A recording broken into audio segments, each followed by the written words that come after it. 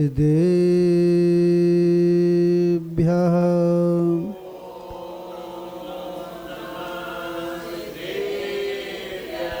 ॐ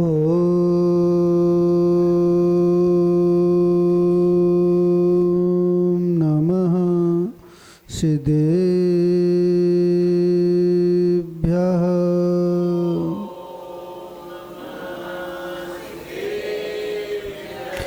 प्रथम तीर्थंकर वसुधा के स्वयंभू आप महान हैं। दिया कल्पतरुओं के वियोग से षटकर्मों का ज्ञान है। नीलांजन पर्यायी विलय से निज का हुआ ये भान है। धर्म चक्र का किया प्रवर्तन आदिनाथ भगवान है। णमो अरिहंताड़म णमो सिद्धाड़म णमो आयरियाड़म णमो अज्झायाड़म णमो लोहे सब्बे साहुड़म।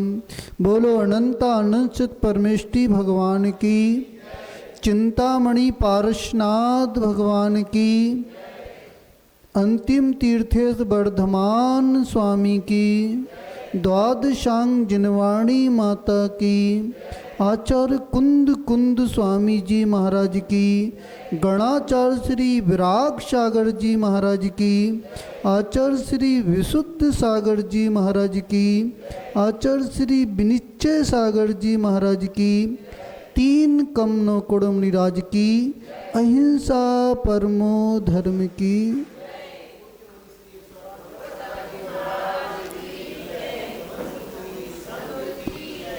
भव्य आत्मन, इस संसार में जो जन्म जरा मृत्यु को जिन्होंने विनाश कर दिया है, जिन्होंने परम पावन अरिहंत तो सिद्ध अवस्था को प्राप्त कर लिया है, वे जीव अनंत सुख का अनुभव कर रहे हैं। वो जो जीव जन्म जरा मृत्यु के विनाश में लगे हुए हैं, वे जीव संसार में चारों गतियों में भ्रमण करते हुए इस संसार के दुखों का ही अनुभव कर रहे हैं। पर वह जीव पुरुषार्थ कर सकते हैं जो पर्याप्त हैं, जो संगी हैं, जो पंचेंद्री हैं, जो मनुष्य हैं, जो कर्म भूमज हैं। वे जीव पुरुषार्थ कर सकते हैं, मोक्ष का पुरुषार्थ कर सकते हैं। वो अनादि से पर्याय चली आ रही है, जन्म मरण की पर्याय चली आ रही है। इसको समाप्त करते हुए अरिहंत अवस्था को प्राप्त कर सकते हैं, सिद्धत्व को प्राप्त कर सकते हैं, वो अनंत सुख का अनुभव कर सकते हैं।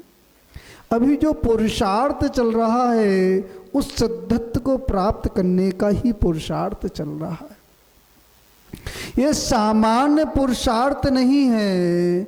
आपका जिनालय में आना, जिनेन्द्र भगवान के दर्शन करना, जिन अर्चना करना, गुरु की उपासना करना, स्वाध्याय करना, त्याग करना, संयम धारण करना, ये जितना भी पुरुषार्थ चल रहा है, इस सिद्धत्व का ही पुरुषार्थ चल रहा है। आप जिनवाणी को सुन रहे हो, ये जिनवाणी सिद्ध अवस्था को पहुंचाने का पुरुषार्थ कर रही है। पर कौन सिद्धत्व को प्राप्त करेगा, कौन अरिहंत अवस्था को प्राप्त करेगा, ये आपका पुरुषार्थ तय करेगा। कौन करेगा? पुरुषार्थ दो प्रकार का पुरुषार्थ होता है। एक भाव का पुरुषार्थ होता है और एक द्रव्य का पुरुषार्थ होता है। आप कौन सा पुरुषार्थ कर रहे हो? एक भाव का पुरुषार्थ होता है, एक मात्र क्रिया का पुरुषार्थ होता है, द्रव्य का पुरुषार्थ होता है। क्रिया का पुरुषार्थ मतलब द्रव्य का पुरुषार्थ, जिसमें भाव नहीं है। क्या नहीं है?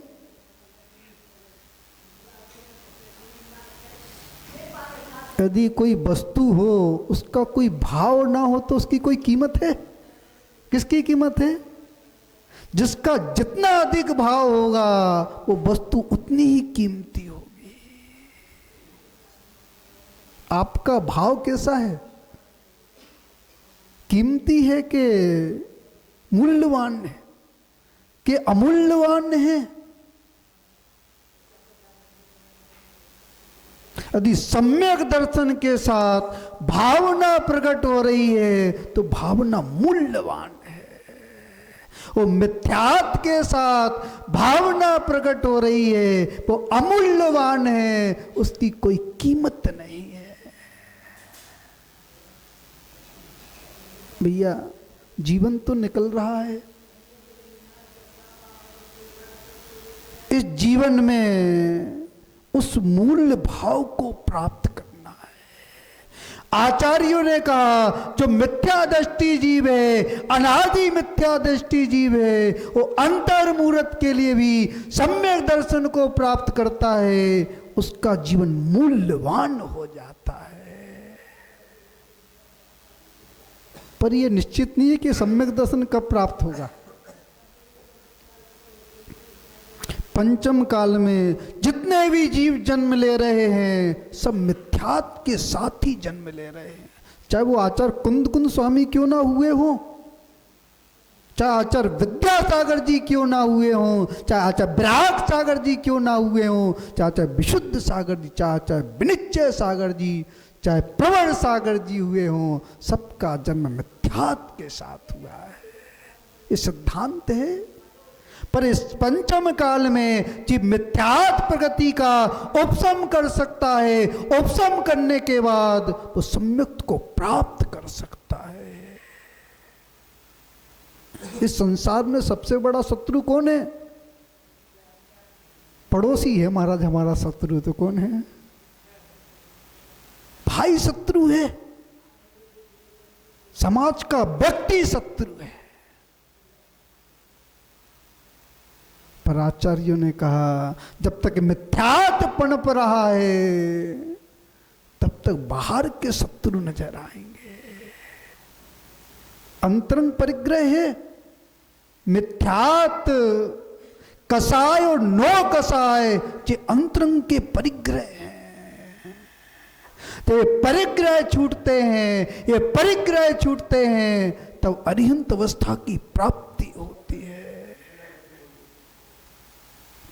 ये परिग्रह बने रहेंगे, परिग्रह बने रहेंगे तो वस्तु के स्वभाव का ज्ञान होने वाला नहीं है, निज स्वभाव की प्राप्ति होने वाली नहीं है। ये परिग्रह कहां तक चलते हैं? 10वें गुणस्थान तक परिग्रह होते हैं। परिग्रह संज्ञा आचार्यों ने कहा सुख सांप्राय गुणस्थान तक परिग्रह संज्ञा होती है। और जब तक परिग्रह संज्ञा रहेगी यथाख्यात चारित्र प्रकट होने वाला नहीं। और जहां पे यथाख्यात चारित्र प्रकट होता है अज्ञान का विनाश होता है, आचार्यों ने कहा वहां पे केवल ज्ञान प्रकट हो जाता है, अरिहंत अवस्था की प्राप्ति होती है। समझ में आ रहा है कि नहीं आ रहा है? ये तय है इस पंचम काल में अरिहंत अवस्था की प्राप्ति नहीं हो सकती। पहुंडा अपसपणी काल का दोष है। किसका दोष है? चतुर्थ काल का जन्मा हुआ जीव अरिहंत अवस्था को प्राप्त कर लिया, उसने अरिहंत अवस्था को प्राप्त कर लिया। पर हम और आपका पाप का उदय, किसका उदय है? आपसे ज्यादा हमारा पाप का उदय। संयम धारण करने के बाद भी अरिहंत अवस्था की प्राप्ति नहीं हो सकती, शुद्धत्व की प्राप्ति नहीं हो सकती। और आपका और ज्यादा पाप का उदय है कि आप तो संयम भी धारण नहीं किए हो।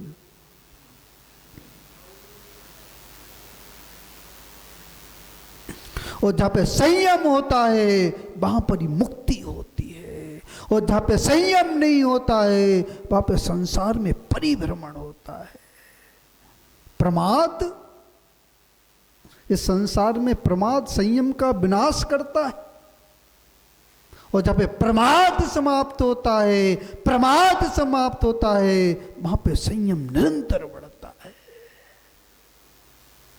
समझ में आ रहा है कि नहीं आ रहा है? क्लिष्ट तो नहीं हो रहा? तो ये बात समझ में आ जाएगी तो जीवन में बहुत बड़ा परिवर्तन हो जाएगा। सबसे पहले मिथ्यात्व का विनाश करो, उस मिथ्यात्व प्रगति का उपशम करोगे, उपशम करोगे तो शादवाद उत्पन्न होगा, और शादवाद उत्पन्न होगा तो मोक्ष मार्ग प्रशस्त हो जाएगा। एक राजा था, उसका विनय धर नाम था। उसके तीव्र असाता कर्म का उदय आ गया। ये कर्म कब करवट ले ले कोई भरोसा नहीं। व्यक्ति जैसा कर्म करता है उसको वैसा ही फल भोगना पड़ता है। सबसे ज्यादा कर्म किससे बांधते हो? भावों से सबसे ज्यादा कर्म बांधते। क्रिया से उतने कर्म नहीं बनते हैं जितने भावों से कर्म बनते हैं। अप्रशस्त भावना है तो अप्रशस्त कर्म बंधेगा, वो प्रशस्त भावना है तो पुण्य, प्रशस्त पुण्य का बंध हो जाएगा। व्यक्ति किसको सजाने में लगा हुआ है? किसको सजाने में लगा हुआ है? शरीर को सजाने में लगा हुआ है, ग्रह को सजाने में लगा हुआ है, पुद्गल पदार्थ से पुद्गल पदार्थ को सजाने में लगा हुआ है। आचार्यों ने कहा वो व्यक्ति मूर्ख होते हैं जो पुद्गल से पुद्गल को संभालते हैं। वो व्यक्ति श्रेष्ठ होते हैं जो आत्म गुणों से, वृतों से आत्मा का श्रृंगार करते हैं। वो श्रेष्ठ व्यक्ति होते हैं। आत्मा का श्रृंगार करना है कि नहीं करना है? अजय भैया, कैसे करना है? कैसे करना है? यदि व्रत को धारण करोगे, महाव्रत को धारण करोगे तो आत्मा का श्रृंगार प्रारंभ हो जाएगा। अभी अनादिकाल से किसका श्रृंगार करते आ रहे हो? शरीर का श्रृंगार करते आ रहे हो। जो आत्मा का श्रृंगार करता है वो भव से पार हो जाता है। वो राजा शरीर की ओर ही दृष्टि थी, शरीर में असाध्य वेदना हो गई थी। ये कर्म न राजा को छोड़ता है, न रंक को छोड़ता है, न तीर्थंकर को छोड़ता है, न चक्रवर्ती को छोड़ता है।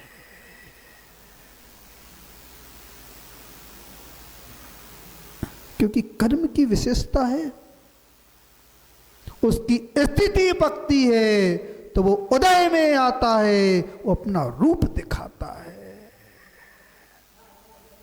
जब किसान खेती करता है तो अनाज कहाँ डाल देता है? वो खेत में डाल देता है। उस अनाज को दबा देता है, अनाज को दबा देता है। जो फलित होता है, वृद्धि को प्राप्त होता है तो वो दृश्यमान होता है। ये कर्म पाप का उदय आता है तो जीव दुखी दिखता है। कैसा दिखता है? और पुण्य का उदय आता है तो चेहरे पर हंसी होती है, खुशी होती है।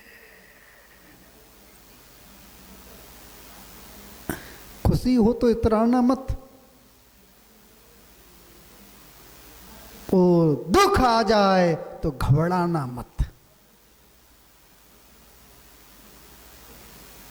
यदि खुशी आने पर अभिमान उत्पन्न होगा, अहंकार उत्पन्न होगा तो वो खुशी दुख का कारण बन जाएगी। ठीक है, सम्य भाव रहना चाहिए। क्या रहना चाहिए? जीवन में सम्य भाव होना चाहिए। एक महिला थी,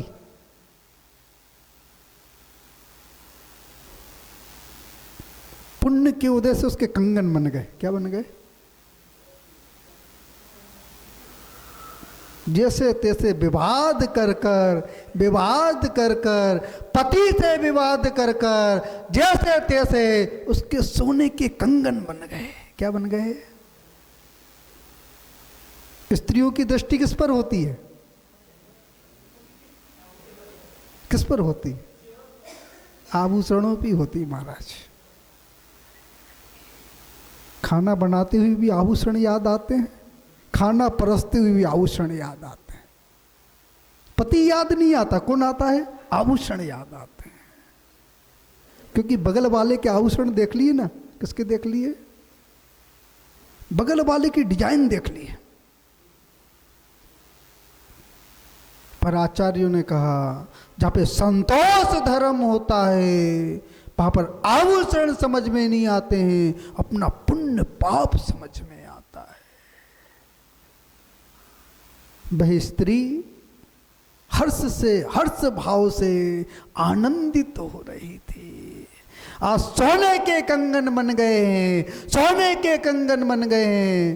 पूरे नगर को दिखाना है, पूरे नगर को दिखाना है। उसने सोने के कंगन पहने और जलाशय पे पानी भरने चली गई।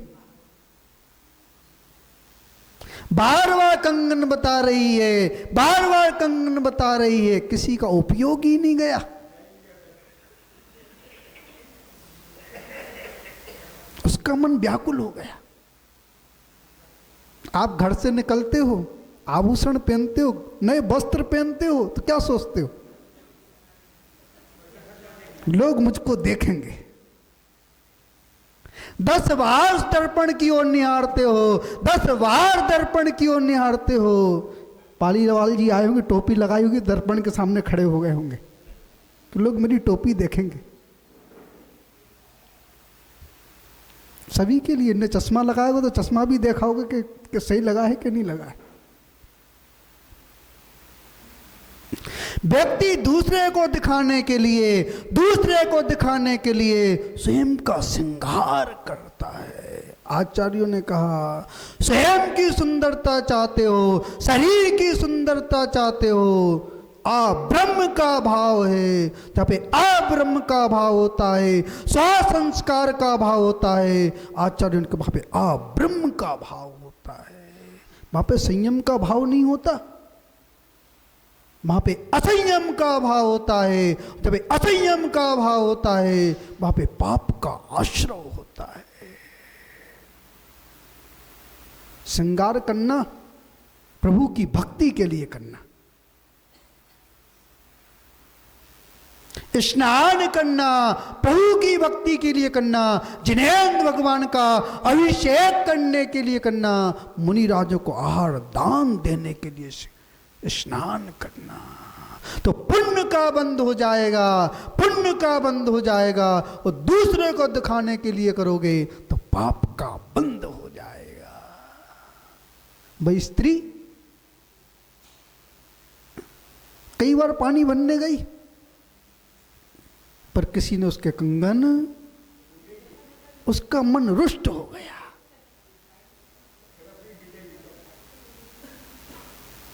मन व्याकुल हो रहा है, मन व्याकुल हो रहा है। मान की पुष्टि नहीं हुई है, मान की पुष्टि नहीं हुई है। और जब मान की पुष्टि हो जाएगी तब मुझे कुछ आनंद की अनुभूति होगी। उसने कहा क्या किया जाए? मानी व्यक्ति की बुद्धि कैसी हो जाती है? घूम जाती है। क्रोधी व्यक्ति की बुद्धि घूम जाती है। मान उत्पन्न हो गया। इस मान की पुष्टि कैसे हो? उसने आग जलाई और अपने घर में आग लगा दी। पड़ोसन आ गई,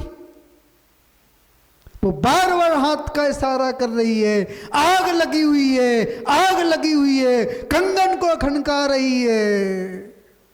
पड़ोसन के कंगन कब बन गए?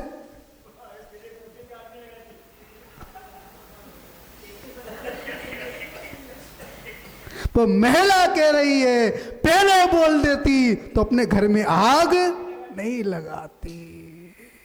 इस मान की पुष्टि के लिए, मान की पुष्टि के लिए लोग काम करते हैं, अविवेक का काम करते हैं। अपने घर में भी आग लगाते हैं और दूसरे के घर में भी आग लगाते हैं। ये नीति है। जो अविवेकी होते हैं वो खुद कलुषित होते हैं, वो सामने वाले को कलुषित करते हैं। जिनका विवेक शून्य हो गया है, जिनके अज्ञान की पर्याय चल रही है, वह विवेक से रहित होते हैं। वह राजा कलुषित हो रहा था, तीव्र पाप का उनका उदय आ गया। उसका एक नगर सेठ था, ऊसर दास नाम था। उसकी संतान उत्पन्न हुई। जिन दास नाम की संतान थी वे सरल स्वभावी थी, उसके अंदर धर्म था, सम्यक धर्म था। ऐसा पुण्य था, ऐसा पुण्य था, कोई भी कार्य करता था वो फलित हो जाता था। इस संसार में जो जिनेन भगवान की भक्ति करता है, गुरु की भक्ति करता है, जिनवाणी की भक्ति करता है, देवता गुरु की भक्ति करता है, उससे कोई काम असंभव नहीं है। मैं भी सारंगपुर में आया,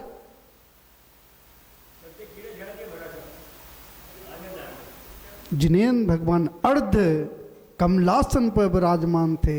पहले तो लग रहा था असंभव सा लग रहा था मुझे, पर ऐसा पुण्य सत्ता में था, ऐसा पुण्य सत्ता में था कि भगवान भी कमलासन पर विराजमान हो गए। और यहाँ पर सदियों का चतुर्मास रुका था, वो चतुर्मास भी चल रहा है।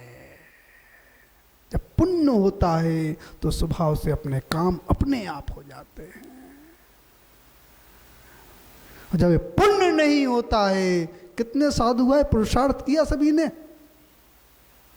उनकी सत्ता में पुण्य कम था और मेरी सत्ता में पुण्य अधिक था।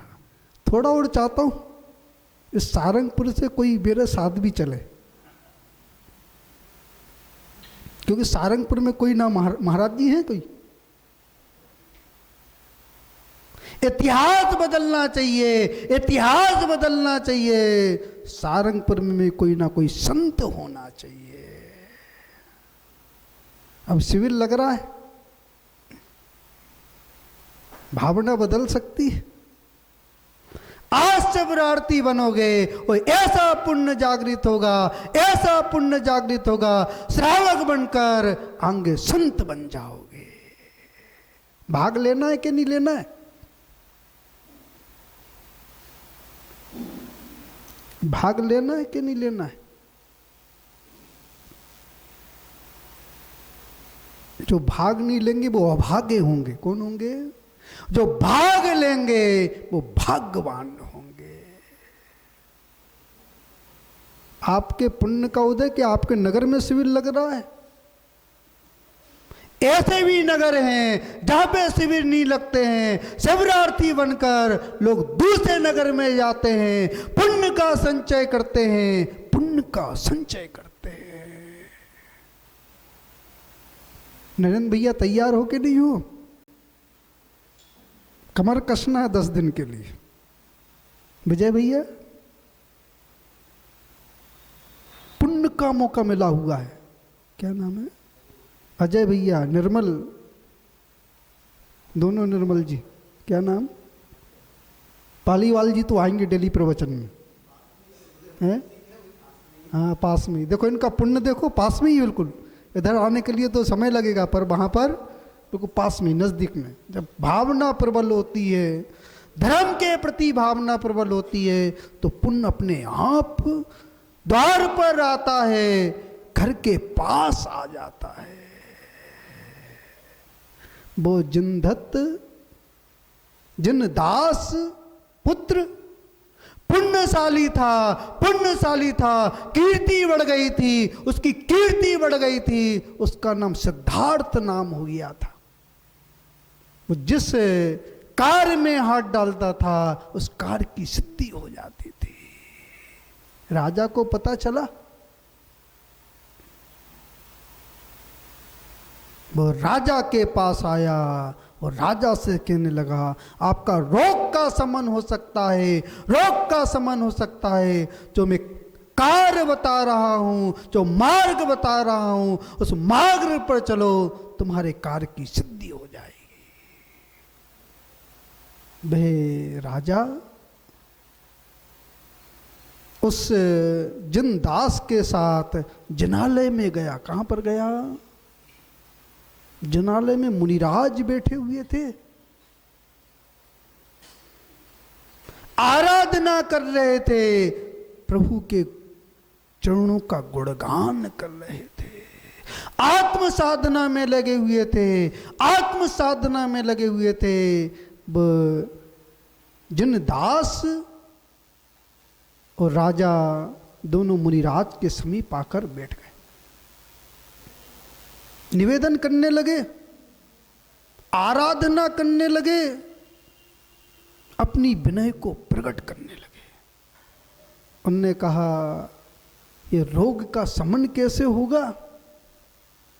जिनदास ने कहा, जिनेन्द्र भगवान का गंधो तक लो, सर्वौषधि लो। और मुनिराज के चरणों का, जिनेन्द्र भगवान का गंधो तक नहीं, सुगंधित जल लो। और सर्वौषधि मिलाकर प्रभु मुनिराज के चरणों का प्रक्षालन किया। जैसे ही प्रक्षालन किया, वो गंधो तक लगाया, उसका रोग समाप्त हो गया। गुरु के चरणों का गंधो तक औषधि है, प्रभु के शरीर का गंधो तक औषधि है। वो जीव को अपावन से पावन बना देता है, रोगी को निरोगी बना देता है। आपने कितने गंधों तक लगा लिया? कितना लगा लिया? दीपक भैया, अनिल भैया, कितना गंधों तक लगा लिया?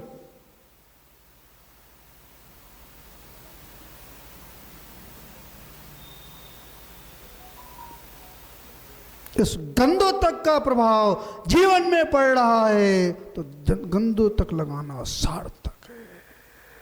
निर्मलता बढ़ रही है, निर्मलता बढ़ रही है, तो गंधों तक का प्रभाव दिख रहा है। 700 लोगों को कोड़ हो गया। आचार्य को निगत्तित निकाचित जैसे कर्म, देवता गुरु की भक्ति करने से वो कर्म निर्जरा को प्राप्त हो जाते हैं।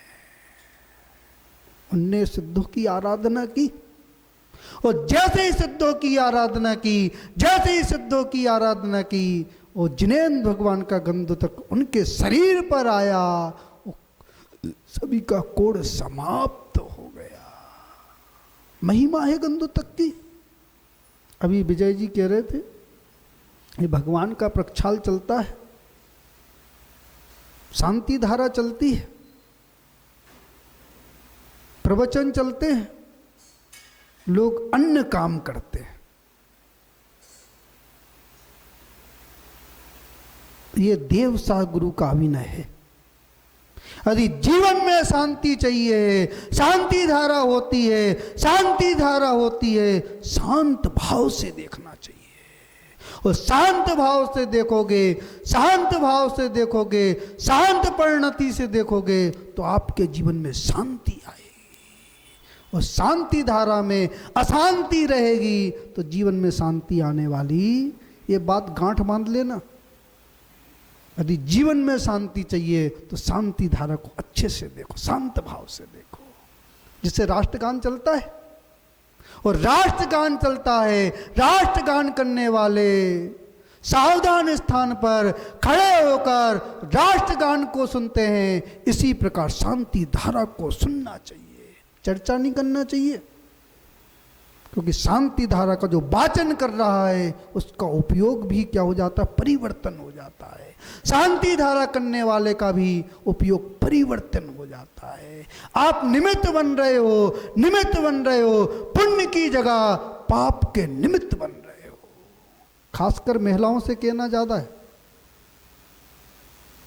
महिलाएं कब बात करती हैं?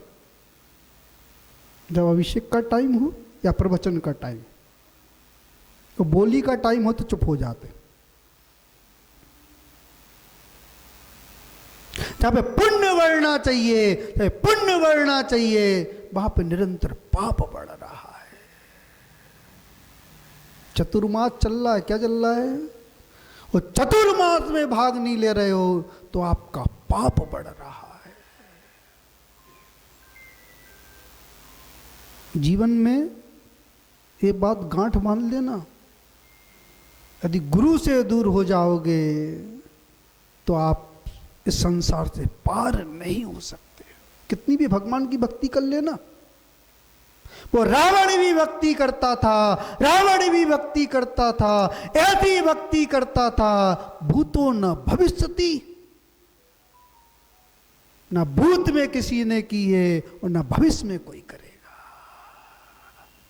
बीड़ा बजा रहा था, तार टूट गए, तार टूट गए, वो हाथ की नस निकाली, वो बीड़ा बजाई, पर मुनि का अपमान कर दिया, आयु का बंध हुआ और नरक आयु का बंध हुआ। बाली मुनिराज तपस्या कर रहे थे, वो सामान समझ रहा था, अपमान किया, अपमान किया, जिनेन्द्र भगवान की भक्ति करने के बाद भी नरक चला गया।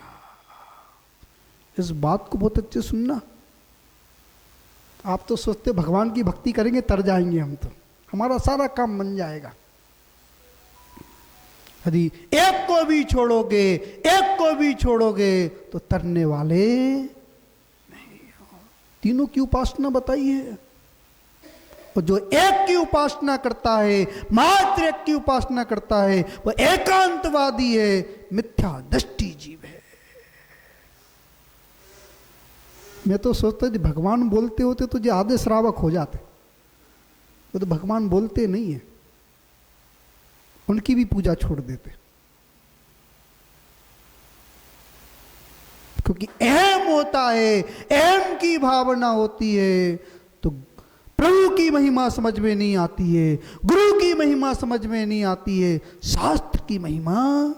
फिरोजाबाद में देखो क्या हो गया। एम के कारण ही, एम के कारण भी मुनि सामान लग रहे हैं। तो अहंकारी जीव होते हैं उन्हें साधु सामान लगते हैं, प्रतिमा सामान लगती है, शास्त्र सामान लगते हैं। जो गुणहीन होते हैं, जो गुणहीन होते हैं, जो ओछे व्यक्ति होते हैं, उन्हें सब सामान लगता है। जो गुणवान व्यक्ति होते हैं, श्रेष्ठ व्यक्ति होते हैं, जिनमें विनय होती है, आचार्य इनका उनको तीनों पद श्रेष्ठ लगते हैं। समझ में आ रहा कि नहीं आ रहा? रामचंद्र जी सीता की खोज कर रहे थे। वो खोज करते करते कुलभूषण और देशभूषण मुनिराज तपस्या कर रहे थे। उनके ऊपर एक दैत्य उपसर्ग कर रहा था। उस सीता कुंड ने, उनने सीता की खोज को छोड़ दिया और वह उपसर्ग दूर करने लगे। उनने अपनी पत्नी का भी ध्यान छोड़ दिया। आचार्यों ने कहा जो सच्चा सम्यक दृष्टि जीव होता है उसे संसार समझ में नहीं आता है, उसे ये पद समझ में आते हैं, पंच परमेष्टि के पद समझ में आते हैं। छायक सम्यक दृष्टि जीव, छायक सम्यक दृष्टि जीव ऐसे पुण्य का बंध किया, ऐसे पुण्य का बंध किया, मुनि का उपसर्ग दूर किया और अरिहंत अवस्था को प्राप्त कर लिया। आप कौन सी अवस्था प्राप्त कर रहे हो? हम तो महाराज कोई आ रहा तो उसको भी रोक देते हैं। अपने पुण्य को नष्ट कर रहे हो, इस बात को समझ लेना।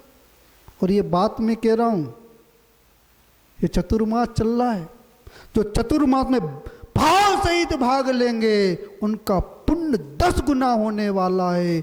जो अपने भाव को प्रकट नहीं कर रहे हैं उनका पुण्य 10 गुना माइनस होने वाला है। क्योंकि गुरु एक का नहीं होता है, साधु एक का नहीं होता है। साधु तो पूरे संसार का होता है, व्यक्ति विशेष का नहीं होता है। समझ में आ रहा कि नहीं आ रहा? और तुम व्यक्ति विशेष का बनाओगे तो तुम्हारे अंदर धर्म नहीं है। मैं तो भूमिका बना रहा हूँ, आगे पिछली साल भी चतुर्मास होना चाहिए। ये भूमिका बन रही है, आने वाले संतों के लिए भूमिका बन रही है। वो चतुर्मास करेंगे, सारंगपुर में चतुर्मास करेंगे। करने दोगे कि नहीं करने दोगे?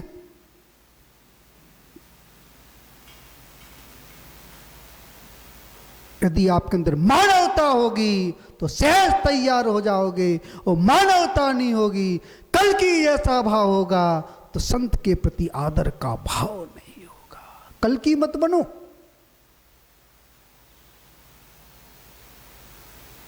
थोड़ा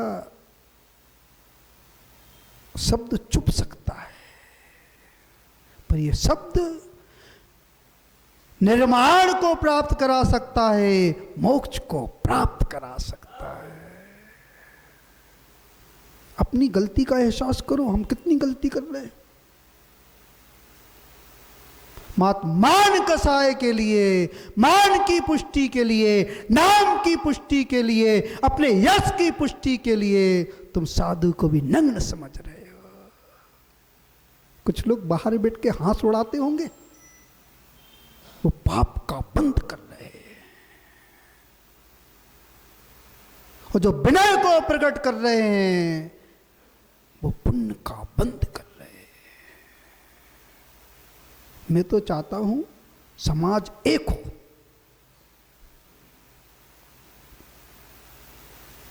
भावना एक हो, धर्म के प्रति भावना एक होना चाहिए।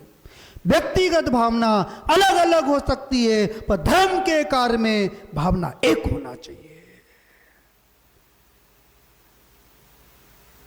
और भावना एक होगी तो आचार्यों ने कहा सामूहिक पुण्य का बंद होगा।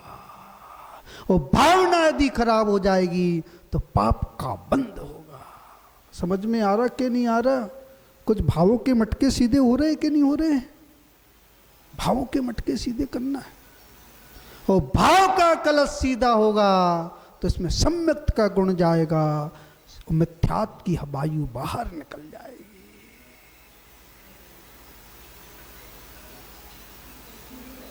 समझ में आ रहा कि नहीं आ रहा? रावण को कहां समझ में आ रहा है? नरक में समझ में आ रहा है। जो पाप का बंद करते हैं उन्हें नरक गति में समझ में आता है। जो पुण्य का बंद करते हैं उन्हें अरिहंत सद्गति की प्राप्ति होती है। उस राजा का पूरा रोग समाप्त हो गया। गुरु की महिमा है, गुरु की महिमा है, दिगंबर साधु की महिमा है। दिगंबर साधु बनना सामान्य नहीं है। आप कपड़े बदलते तो क्या करते हो? दरवाजा लगा देते कि नहीं लगाते हो? जो भिखारी होते हैं, जो भिखारी होते हैं उनके पास चारित्र नहीं होता है। जो धनवान होते हैं, चारित्रवान होते हैं, उनके पास चारित्र होता है। दिगंबर साधु चारित्रवान होता है। और चारित्रवान की कीमत नहीं समझोगे तो तुम्हारी कीमत भी कम हो जाएगी। ये बात गांठ मान लेना। जो साधु की कीमत नहीं करता है उसकी कीमत कम होने वाली है। ऐसे कर्म का उदय आएगा, सारा पुण्य ठंडा हो जाएगा। रोटी कब तक सेक सकते हो? जब तक तवा गर्म है तब तक रोटी को सेक सकते हो, और तवा ठंडा हो जाएगा तो रोटी को नहीं सेक सकते हो। आपके जीवन में धर्म होगा, आपके जीवन में धर्म होगा तो मोक्ष की रोटी सेक लोगे, और जीवन में धर्म नहीं होगा, कितना भी पुरुषार्थ कर लेना, वो रोटी सेकने वाली नहीं है। समझ में आ रहा कि नहीं आ रहा? कहां तक समझ में आएगा? यहां के बाहर आएगा कि नहीं आएगा? मैं प्रत्येक व्यक्ति से कहना, एक कोई व्यक्ति का नाम नहीं ले रहा हूं, प्रत्येक व्यक्ति से कहना चाहता हूं, आप परिवार को जोड़ो, समाज को जोड़ो, ये आपका दायित्व है। वो स्वयं दूर हो रहे हो, समाज के व्यक्ति को दूर कर रहे हो, परिवार के व्यक्ति को दूर कर रहे हो, तो पाप का बंध कर रहे हो। करेज होती है, करेज कैसी होती है? करेज जेपी भैया करेज देखी कि नहीं देखी, जानते हो? यहां पे और कुछ बोलते होंगे। फली होती है, हाँ, इसको यहां पे क्या बोलते? यहाँ पे केमच बोलते होंगे, बुंदेलखंड में करेज बोलते। वो देखने में सुंदर लगती है, पर शरीर पर लगती है, शरीर पर लगती है तो शरीर को वेदना देती है। आचार्यों ने कहा अशुभ कर्म, अशुभ प्रतिक्रिया अच्छी तो लगती है, करेज के समान है, आत्मा में लग जाएगी तो आत्मा में कष्ट होगा। उस राजा को चिन्ह दर्शन पर श्रद्धा हो गई, दिगंबर साधुओं पे श्रद्धा हो गई। अभी कोई असाता कर्म का उदय आ जाए तो साधु समझ में आएगा, महाराज जी आशीर्वाद दे देना हमको।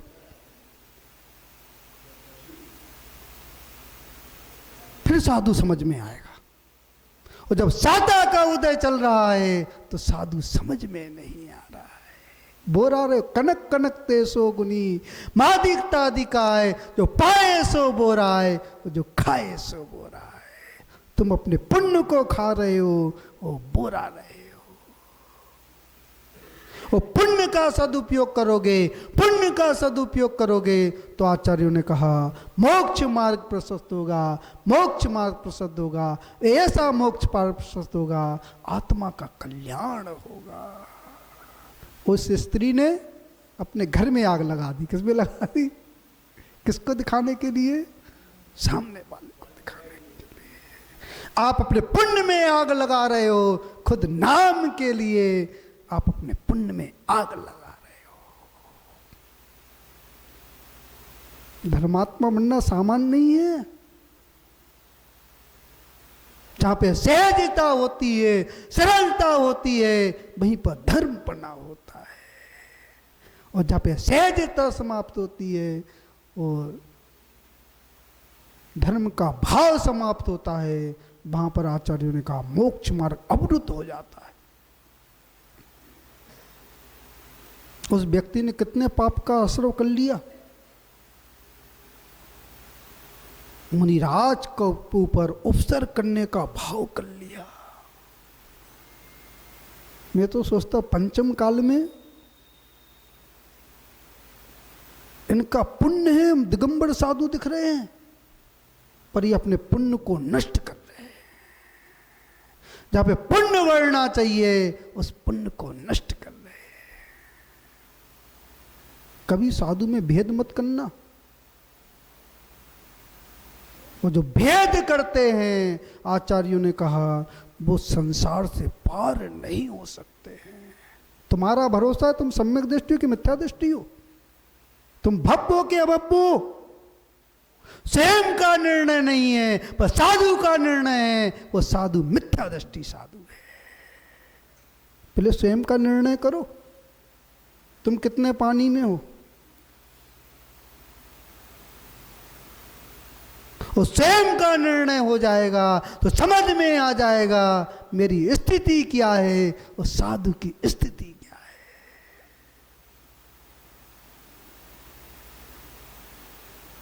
उस जिन दास सेठ के जो पुत्र ने आगामी काल में उसने मोक्ष मार्ग प्रशस्त किया, मोक्ष मार्ग प्रशस्त किया, अपने जीवन में धर्म दिया। वो जहाँ पे धर्म होता है, व्रत होते हैं, महाव्रत होते हैं, आचार्यों ने कहा वही पर्याय श्रेष्ठ होती है, मंगलकारी होती है, कल्याणकारी होती है। उस सेठ का भी रोग समाप्त हो गया, रोग समाप्त हो गया। वो जो जीव चारित्र को धारण करते हैं वो अपने कर्म रूपी रोग को समाप्त करते हुए सदा के लिए निरोगी हो जाते हैं, आजन्मा हो जाते हैं, अरिहंत अवस्था को प्राप्त करते हैं, सद्धत्व को प्राप्त करते हैं और जहाँ पे अरिहंत सिद्ध अवस्था होती है वहाँ पर ही आत्म कल्याण होता है। अंत में भावना भाते हैं, आपके तीव्र पुण्य कर्म का उदय है, आपके नगर में चतुर्मास चल रहा है, इसमें भाग लेकर शिविर लगने वाला है, उसमें भाग लेकर अपने पुण्य को बढ़ा सकते हो, मोक्ष मार्ग को प्रशस्त कर सकते हो, संयम की भावना को उत्पन्न कर सकते हो, त्याग की भावना को उत्पन्न करते हुए मोक्ष मार्ग को प्रशस्त करते हुए आत्म कल्याण कर सकते हो। ओम नमः सिद्धेभ्यः।